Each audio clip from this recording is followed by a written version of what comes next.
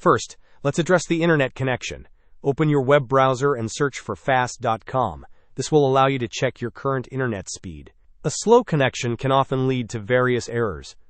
Next, clearing your browser's cache and cookies is a crucial step. Click on the three dots located in the top right corner of your browser window. Navigate to History, and then you will see an icon that looks like a bin. Click on this icon, and then select the option to clear data. Another effective solution involves disabling hardware acceleration or graphics acceleration. Again, click on the three dots in the top right corner, select Settings. Then, go to the System and Performance section. In the right pane, you should find a switch labeled Use Graphics Acceleration when available. Uncheck or disable this switch. Finally, consider removing any unnecessary browser extensions. Click on the three dots in the top right corner once more, and then select Extensions from the menu. Navigate to Manage Extensions. If you see any extensions that you do not recognize or trust, especially security extensions, it is advisable to remove them.